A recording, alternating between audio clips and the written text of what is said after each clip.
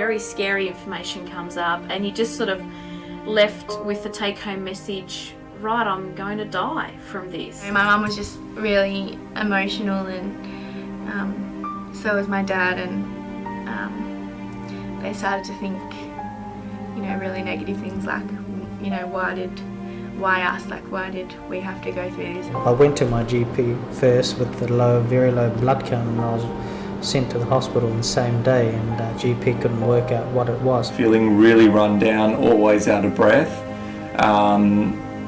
wasn't able to exercise, wasn't able to walk far distances, and really struggled like getting out of bed every morning. These people have PNH. It is an ultra-rare and fatal blood disorder. PNH is short for paroxysmal nocturnal hemoglobinuria. This life-threatening disease causes red blood cells to explode and, among other symptoms, causes severe fatigue, stomach pains and shortness of breath. It greatly affects your liver, kidneys and spleen, but one of the biggest causes of death is blood clots in the veins. Currently, PNH affects nearly 100 Australians. David Quasher is the Managing Director of Alexion Pharmaceuticals. He explains that despite the small number of cases, PNH can develop in any one of us at any time. About 15.9 per million, so in Australia that's about 300 Australians who may have what we call the genetic mutation that is PNH. We think it might even be more than that. There could be a lot of Australians walking around with the mutation, but it stays silent all their life. They never have a problem. Then there's patients who get really mild symptoms. They get a bit of fatigue, it's manageable. They get other symptoms that are quite manageable with normal medical care. But then there's 1/3 of patients who get the very severe form of it. 38% can die within 5 years. So I was first diagnosed with PNH when I was around 28, 29 in 2010. I've been feeling unwell, but I'm also a shift worker, so feeling fatigued and a little bit run down in your late 20s was not unusual. Probably just saying I've been burning the candle at both ends, enjoying life a little too much. And it was actually only 2 months before I was scheduled to get married that I thought, look, I'm starting to get back into the exercise. And I just was feeling horrible. I barely could breathe, and I'd go for a walk and my legs would ache, and I thought I was having a heart attack. So I thought, it's been a while, I'll just go to the GP, get a quick checkup and just make sure there's nothing wrong. Yeah, and it turns out there was. So yeah, it was back in January 2010. After a blood test, about 24 hours later, I was rushed into emergency hospital, and 7 days later finally got the diagnosis. So yeah, basically talk about, life-changing in an instant. In Australia, up to 2 million people suffer from a rare disease. An ultra-rare disease, like PNH, is defined as affecting less than 300 Australians a year. This is where the problem lies. With common lifestyle diseases like diabetes tying the medical system down, PNH patients are left in the dark. Most of the doctors outside a handful of experts worldwide didn't really understand PNH fully, where it lied, or even how to identify it early. So for most Australians, PNH progressed to the end stages, which is when everybody's pretty much bedridden and they're suffering really life-threatening complications like blood clots and things like this. Everyone was really worried, and the doctors at the time kind of said to my mum and dad that they thought it was some rare type of leukemia or a cancer of some sort, because they just couldn't work out what it was, and they were in talks with the Royal Children's Hospital, and it was really confounding to them. It started off me having low blood pressure and fainty type events, and I went to my GP and they just said it was low blood pressure, and it was a part of growing up and being a teenager. I spent 2 weeks in home hospital and kind of just spiraled out of control.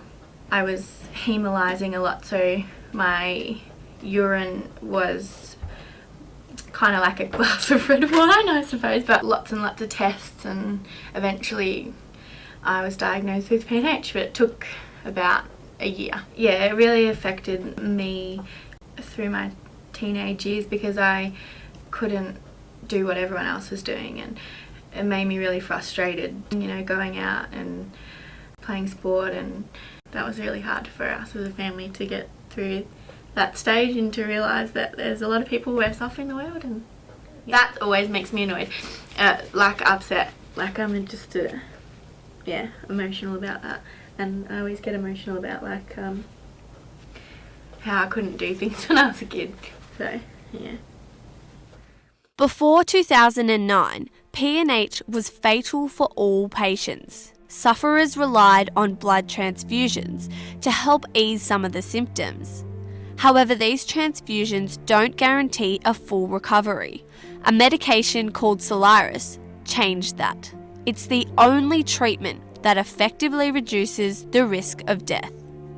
But this life-saving treatment came at a price, costing nearly $500,000 per patient. With no support and a lack of awareness within the medical industry, it was time to take action. In 2009, 3 volunteers created the first ever PNH Support Association in Australia, also known as PNH SAA. Their first task was to gain access to Soliris. After the federal budget overlooked the treatment in 2010, the PNH SAA went straight to the media. An expensive but life-saving drug is his only hope. If there's a drug available in the world that can save a life, then I'd like to put it on the list. After funding for their treatment was placed on the government chopping block. Was a recommendation for funding as long ago as March last year. But the drug that could save them costs a fortune. A few months later, Julia Gillard was hit with this question in Parliament. Prime Minister, why, 20 months after the PBAC first recommended listing of the drug, does it still remain unlisted on the PBS? Members of the PNH SAA, including Jenny Sturrock, were present in the gallery that day. The young people in the gallery that the member refers to, of course I am concerned about their personal circumstances. Soon after, the Prime Minister invited them to a private meeting in her office. This led to the Labor government funding the drug later that year. If you dig deep, you can feel it. Jenny can now receive her fortnightly Soliris treatment. It has drastically improved her quality of life. My health just bounced back. My looks improved because I had the skin came back to normal, the eyes whitened again, I looked alive again. And then I feel pregnant. So I'm now 32 weeks along, which is just a damn miracle. So I'm one of the first females in Australia to be pregnant on Soliris. What most people don't realise is that gaining access to treatment is just the beginning. Once the government funded Soliris, public support for the PNH SAA drastically declined. Look, the treatment is important, sure, but it's not the be-all and end-all. And like I've said, it's not a cure. But once the government funded Soliris, a lot of the public support for the association has sort of petered away a bit. Not all PNH patients are just simply, their problems are solved by getting the drug. There's other issues. Emotional support is still required to manage this life-threatening disease. This is exactly what the PNH SAA aims to do. Cheen Kuhn is one of the founding members and is a PNH patient himself. Cheen, along with 5 other members, are volunteers that dedicate long hours into creating a network of support for families and patients across Australia. New patients can get in touch with the existing patients and share their experiences and to acknowledge that and just to provide that support, make sure they're actually not alone. But being diagnosed with PNH can be quite scary as well. So we want all the patients to be informed and to let them know that there is support there. Yeah, so we believe it's very important to provide that emotional, just to make sure that they understand what it is that they're going through, and any struggles that they they go through, we're sort of here to support them. Anthony Gottlieb was diagnosed with PNH 2 years ago. He has experienced firsthand how a support group can take away some of the emotional burden. Look, yeah, it's definitely worth the government looking at funding these support groups because they help the patients just as much as getting the treatment and the drugs. These groups are fantastic because There's a lot of information that you just don't get from the doctors and hospitals. Unless you've actually got PNH or know someone with it and dealt with it before, the support association's probably the only people that you can speak to about it.